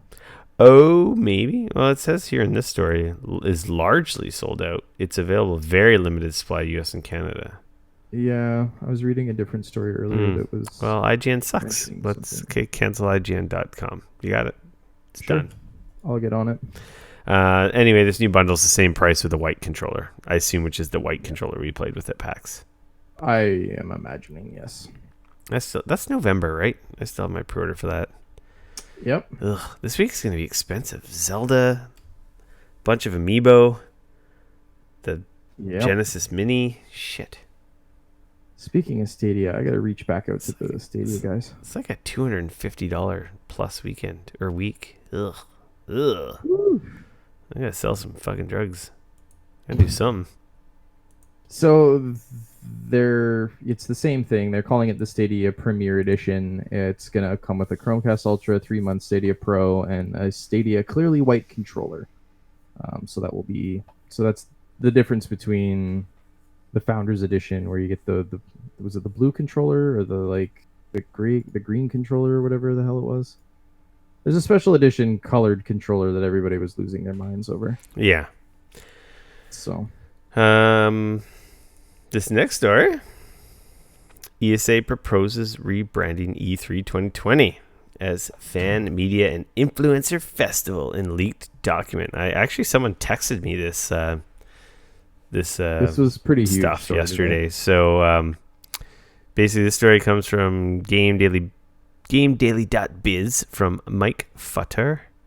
Yeah, he's the guy that like dropped this story, and it's actually funny. I saw the story because it was on Twitter, and he was getting frustrated because people were reading his story, reading it poorly, and then releasing their stories after they clearly had not read his story, and were releasing false information.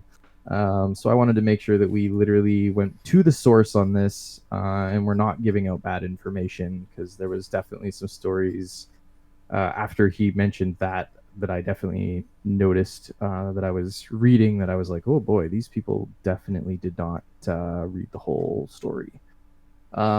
So essentially, the giant pitch deck got leaked. This was the pitch from like the ESA To its members. to its members, talking about the changes that they wanted to make E3 for E3 2020. And it's, oh man, it is a lot to unpack. Honestly, it is,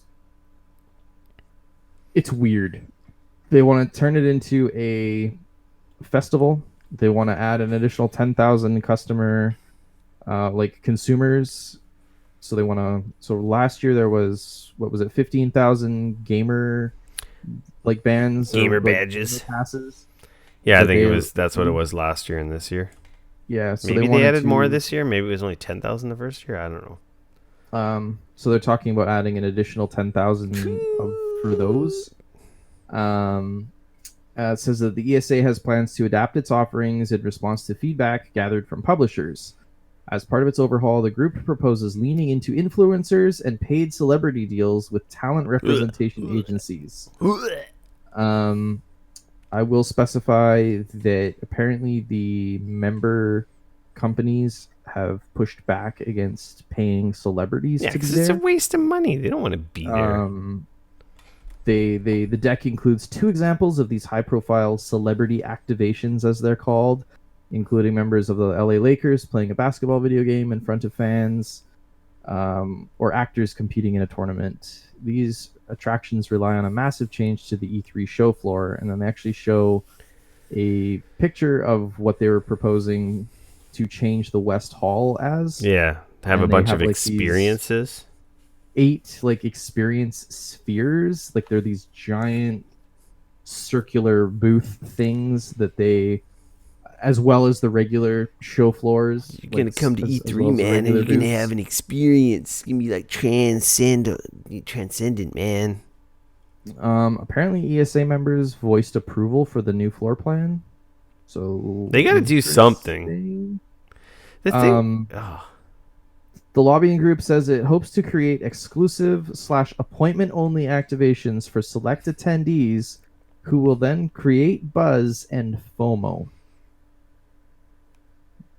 What the fuck? You've already got people paying a bunch of money to go to an event where a whole bunch of people that have different badges than you get to go do a bunch of things that you're not going to be able to do or be able to see because you don't have the right badge already. So you're already there wishing, having FOMO and having buzz created all around you, and now you want to go make that worse. What the fuck? ESA members shot down the idea of paying celebrities, though, according to 3 slides labeled member decision points. Celebrities will be invited through an organized program instead. Industry attendees, including media, should be aware that the ESA membership approved an additional 10,000 gamer badge attendees, bringing the total number of consumers on the show floor to 25,000. The E3 schedule may be reconfigured with an industry-only day on Tuesday, which has traditionally been the first day of E3 activities at the LA Convention Center, before opening the doors wide to ticketed members of the general public on Wednesday and Thursday. Even with an additional 10,000 people, E3 won't even come close to our largest industry events around the world. It's actually interesting. One of the analysts shared the following attendance statistics for major conventions this year. Gamescom this year had 373,000 people. China Joy had 365,000 people. The Brazil Games Show had 325,000 people. The Taipei Game Show had 320,000. Paris Games Week, 316,000. I had no idea that the Tokyo Game Show was as big as it is. It just ended, but it had over 262,000 people that showed up to that thing. Like, this is a great tweet showing that E3 doesn't compare to these events in terms of numbers, and E3, 66,000 people. But in terms of impact, E3 has the Totally. biggest out of all of them. Sure. Absolutely. Like, it blows them all away because of the news is at E3. The thing is, I will say, I do not want to go to any of these conventions with over, like, even 66,000, 70,000. I think it's 70,000 at PAX. It's too many fucking people.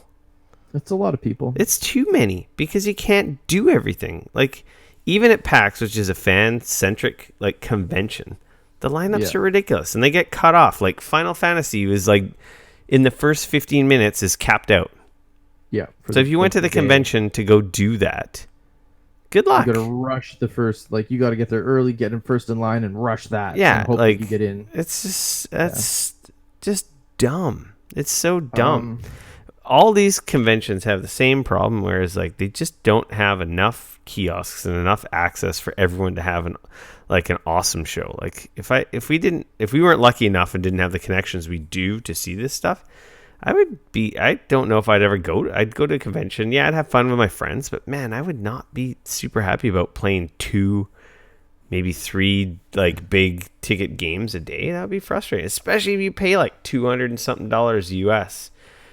And now it's interesting this is you a mentioned huge that, Rick, that you're standing in line all day. Don't worry. The ESA has plans for you. What? No way. The What? ESA does have plans to take advantage of those long demo wait times, though. The group has plans for what it calls Qtainment Ooh. to market to those in line. Color me intrigued. Two-pronged Qtainment. approach creates a rich opportunity for E3 exhibitors. Either they will have access to consumer data captured through the app, or have a captive audience as people wait in line for demos. Yay!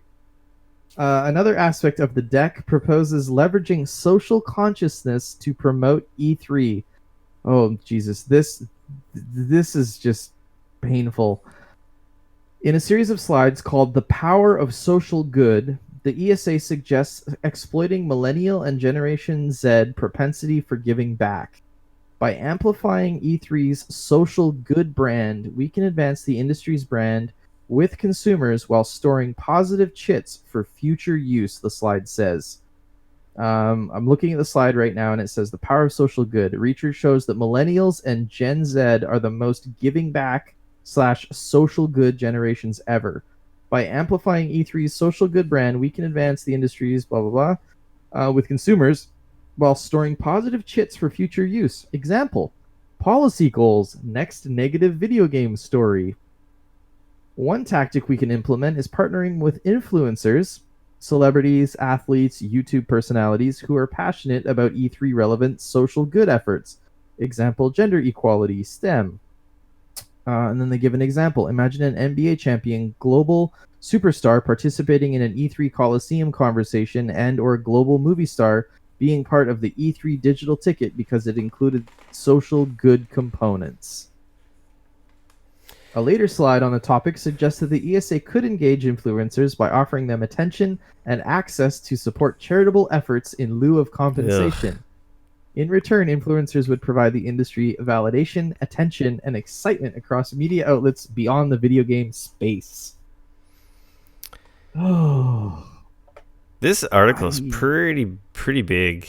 He's got he's got the whole like leaked like honestly like he's got all the slides. This is a really cool read. Yeah, no, honestly, like, go read this story. It's crazy. He dropped the whole deck in here, all 27 slides. You can seriously like scroll through, see the whole presentation, see everything that we're not talking about. Their anticipated outcomes, event structure, new floor experience. They got the floor plans.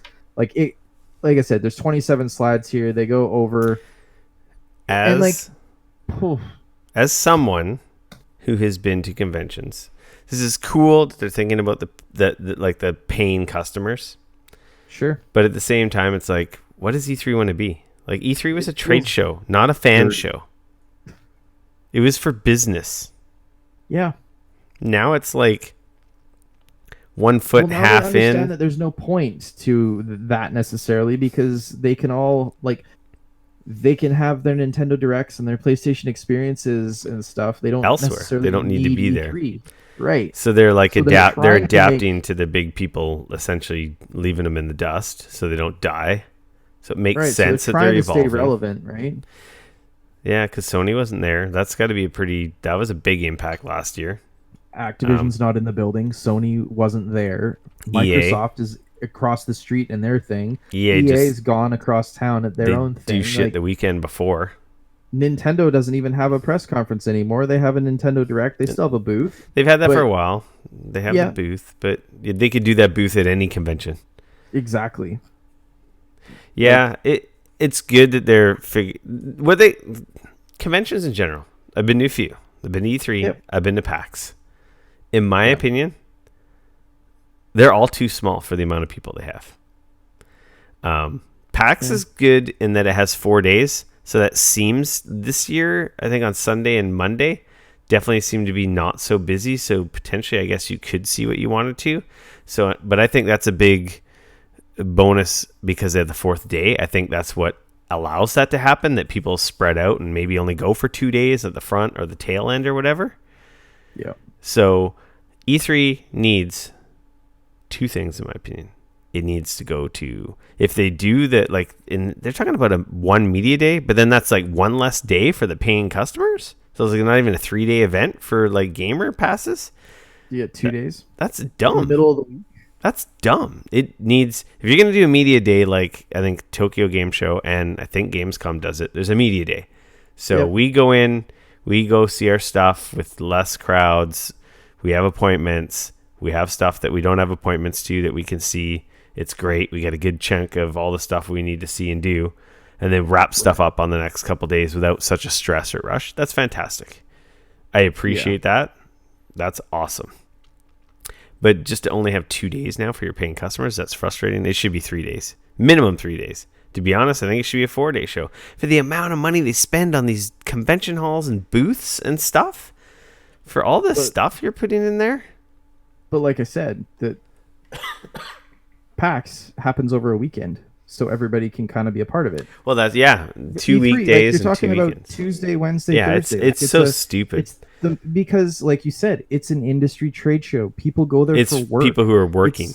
It's not like people like we were talking, my wife and I, this last weekend. We were discussing, E3 next year and stuff, and she's like, "Oh, it's always in the middle of the week. Like, why do they do that? That seems really shitty." And I was which like, sucks. "Yeah, but people are there for work. Like, Yeah. everybody that's there, at least up until like 2 years ago, everybody that was there was working. Like, it wasn't like it was a trade. Yeah, because show. I've It been there in wasn't the early a days. convention, right? Like, that's what it's there for, right? Oh yeah, So, like back in the day, my first E3 was 99. yeah. You could tell it was it felt smaller, but it was like a business trade show. It was for there was lots of booths and all that stuff, and they want you to play the games, but like they're focusing on retailers and like all this stuff, buyers, Yep. whatnot, making deals, back rooms, devs, distribution, all kinds of stuff. There was booths for like packaging and distribution and all that kind of, so it's quite a different show back in the day compared to now. And then they started getting like the Tony Hawks and the fucking half pipes in the convention center and all this stuff. And it's like, okay, well, what are you guys doing? No.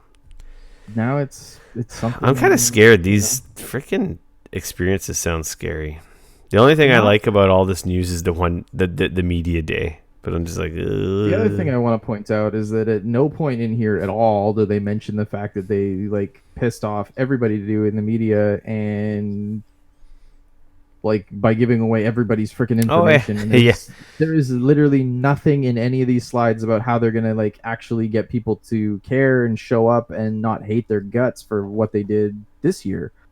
Nothing about any of that. Which, I mean, I'm not surprised, but your goodwill right now is like negative 150, and now this thing launches, and you're talking like this is doing nothing for any of the games media or games press or anybody.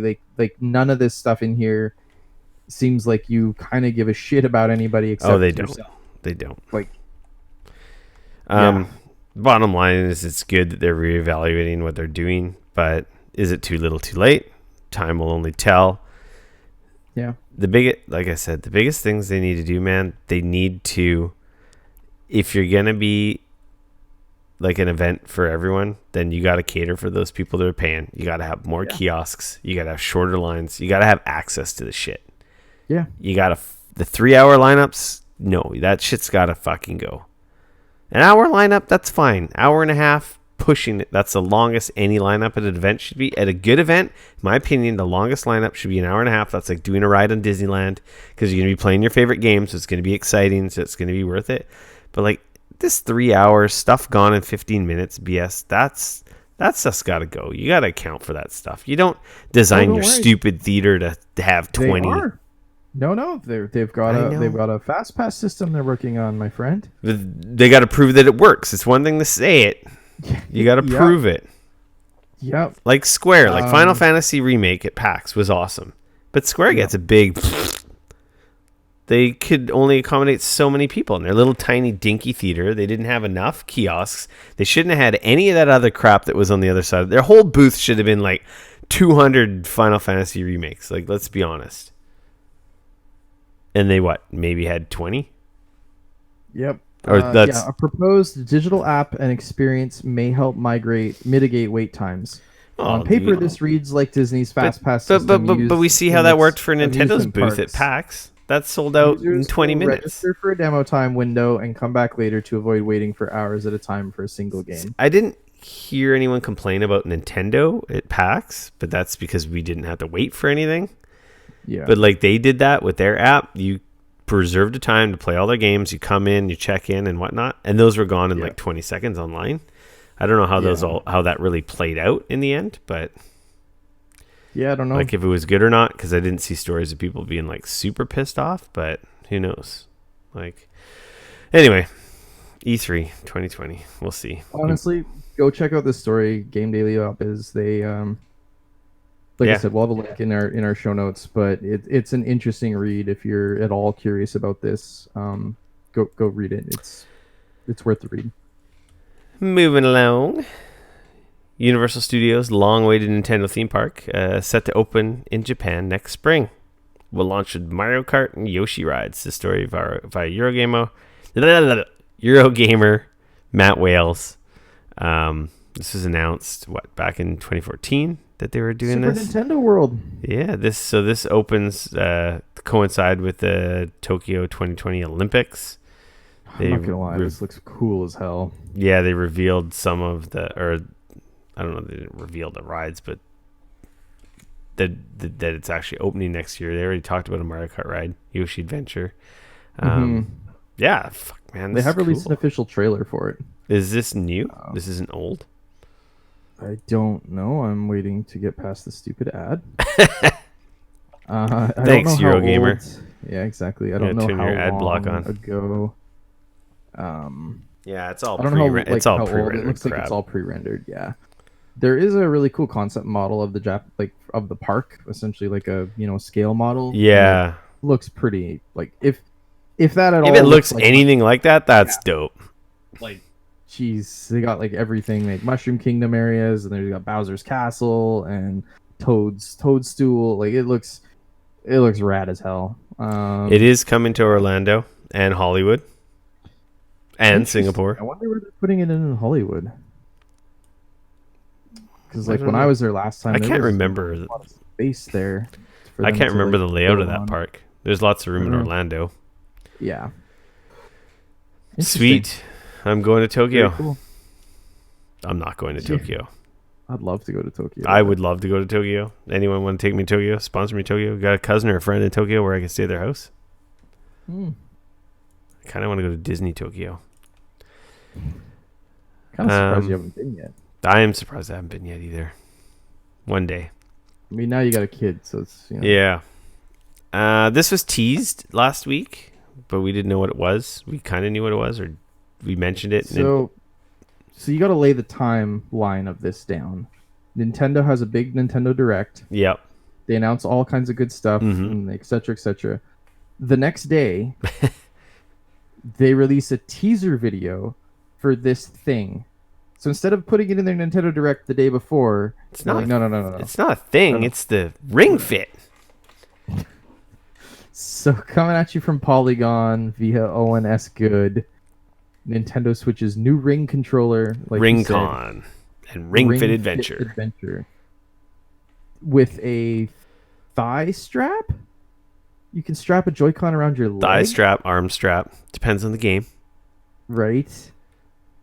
And then you have a circle, so you put your Switch controller in a circle thingy that you can, Plastic like, ring. what the fuck is this? 7-minute long trailer in the show notes. Check it out. It's like the evolution of the Wii Fit board, except for it's a little weirder, and it seems to really like. I'm seeing people like squeezing it and like pressing it, and some people are holding it and running with it. And apparently it's flexible, so you can like squeeze it and put it in between put, your put like legs.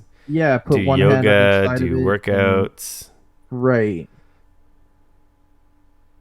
Yeah, it's interesting.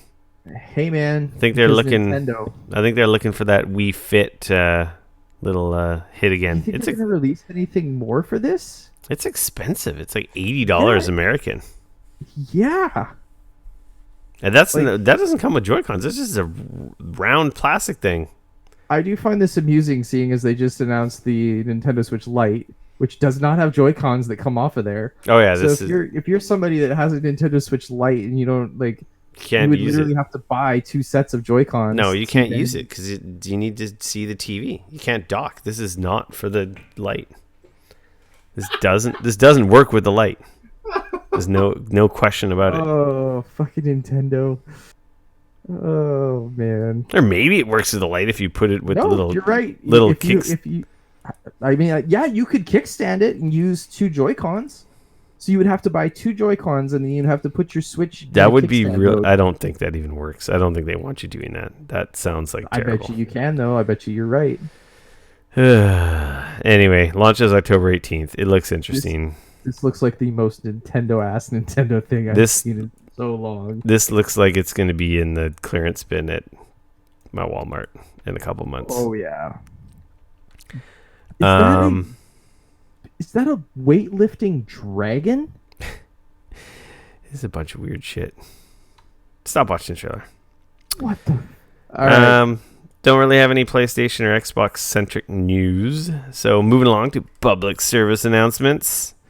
There's a bunch of new games coming to Game Pass. I only kind of highlight this because one of those games is Bloodstained, which is freaking pretty awesome. Yeah. Yeah, they got Jump Force, Bloodstained, Bad North, Dirt Rally 2.0, and Lego Worlds. Anyway, yeah. Interesting. The big thing is Bloodstained is awesome, and you should check it out if you've got Game Pass. So definitely grab Bloodstained. That's coming. What does it say? September 26th. September 19th. We get Jump Force, and then that's September 19th. We get Jump Force and Bloodstained. Is it? Oh, and that is Xbox One X enhanced. Oh, the 26th was for Bad North and Dirt and Lego. My bad. So yeah, by the time you listen to this, unless you're watching us live, that is happening on tomorrow. Oh yeah. So there you go. That's it for public service announcements. Free for all section. Disney Plus is apparently going to have 90s X-Men and other Marvel animated series. That's kind of cool. I don't really have much to say besides that's cool. I'm wondering if that's going to be in Canada at launch as well, because I don't know. I know these were on Netflix in Canada. I don't know if they still are or not. They absolutely were. I watched the entirety of the X-Men on Netflix. Something like that, right? And the Spider-Man, the 90s Fox Spider-Man one as well, which was on there. I like those. I like the X-Men. They're probably really bad, but I liked them when I was young. They're awesome.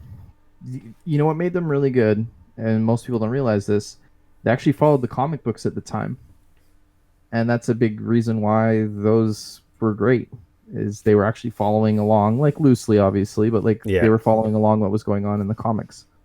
And that's a big reason why those cartoons were so rad. So I'm going to get Disney Plus. They're saying that they're the X-Men from 92, the Spider-Man from 94, Spider-Woman from 79. That's crazy. Spider-Man from 81, Spider-Man and His Amazing Friends, as well as Iron Man, the 94 series, the Fantastic Four series from 94 as well, and the Incredible Hulk and the Silver Surfer and Spider-Man Unlimited from the 90s. That's really exciting. So, like, for me, that's all shit that I watched back in the day. Yeah. I didn't watch all Except of for it, the but I watched a Spider-Woman. I decent did not amount of watch it. the Spider-Woman in 79. That's the one I did not watch. But like I grew up when I was really little, that Spider-Man from the 80s, that's where the Spider-Man does whatever a spider can. Like that was where that theme song came from. Yeah. Jumping around my house in my Spider-Man pajamas, like thinking I'm fucking Spider-Man Spider-Man, underwear. and like, oh hell yeah. So yeah. So I'm really hoping that all of that stuff comes out as well. But like I said, I'm not sure. I'll have to double check because I know that stuff was on Netflix up until very recently, at least. So Well, I think a bunch of stuff has been leaving Netflix yeah, as the streaming wars of 2019 are in full effect. Well, almost. they're kicking off shortly. Yeah. I'm day one. 12th. I'm day one Disney Plus. So there you go. Did you pre-order already? Can you? Well, I guess you technically could have pre-ordered. There was a deal to like prepay for like 3 years and get like a big discount. Yeah, I don't know if that was available to Canadians or not. I know it was available in the U.S. I didn't take advantage of that. No, I'm not that much of an idiot. I did not either. Dane.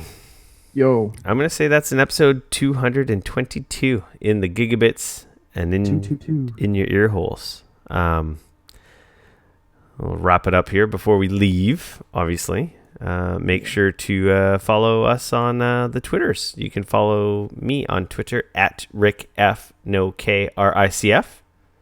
You can come bug me on Twitter at Dane Cody at DaneCody. Where can they watch you, Dane? Dude, you can come hang out with me on mixer.com/Dane Cody. I have the mixer.com at Geekoholics, but you'll find me streaming randomly during the week here on the twitch.tv/Geekoholics. Let's see if we can get this affiliate status. Let's see if we can get a partner. Let's see if I get a stupid purple hoodie at the streaming site that I'm always talking trash about and hating on. I'm just going to say right now, if you do, you are going to be so goddamn insufferable. It's ironic. Let's do it for irony's sake. Let's make this dream become a reality. Thanks for everyone, the few of you who are watching us here. If you're watching, if you're not, whatever, just go listen to the podcast. For those of you who are on Twitch, we do a podcast. This is it live, but you can listen to us on your podcasting devices. We're available where all podcasts are not sold because podcasts are free. iTunes, Yeah, they are. Google Play. It's Google Spotify. Play, right? Google Music, Google Podcasts, Google iTunes, Spotify, radio.com. I think I added that as one of our destinations. Anyway, I think literally pretty much anywhere you can get podcasts, Yeah. we are available. RSS feeds, you can get us that way if you want. Yeah, and also for people who might have discovered this on YouTube after the fact. Yep. We record once a week, and these video archives will be on YouTube. So if you are watching it, we do a podcast. Make sure to also subscribe to our YouTube channel, Geekoholics, our Twitter, Geekoholics, our Facebook, Geekoholics, our Instagram, Geekoholics. We're Geekoholics everywhere. Geekoholics everywhere. And of course, don't forget to join our Discord server, bit.ly/Gap Discord, and take part in the antics offline. Remember, the Game Pass Ultimate giveaway is going on still while I smash stuff around on my desk trying to grab the stupid card just for the visual gag. And then I will get the contest up for the Link's Awakening Slurpee cups because they're really cool. They're awesome cups, man. They got some nice artwork. Did you end up finding yours? Or finding any? Oh, you just didn't care. I won't lie. I have this really small apartment, and I'm gonna get a big plastic cup that I'm probably never gonna use. I use them. Go up in Use the them shelf. for drinks. Use them for chips. Use them for snacks. So You have a child though, so you can put it in there and you can be like, "Here, honey, like here's your snacks." No, it's for me. You're also 4, so I mean it makes sense. True story. Yeah. With that being said, Dane, I think we're done. That's it. Get out of here. Until next week, we are out.